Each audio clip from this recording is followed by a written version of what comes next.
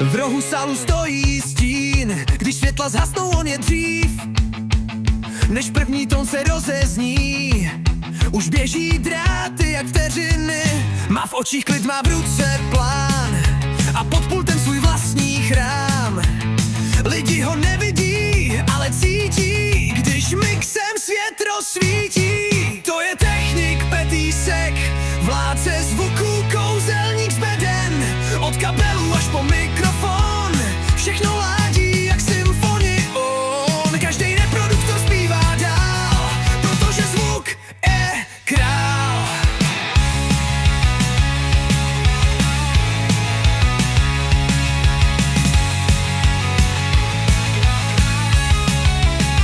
Když se na pódiu rozezní tón, on ladí mix jak kapitán zvon.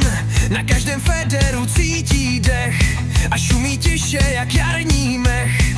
Nikdy se nechlubí, neřve ven, je to tichý, má v pod decibel. Bez něj by show jen klopítla, on tahá z beden zlato i tmu.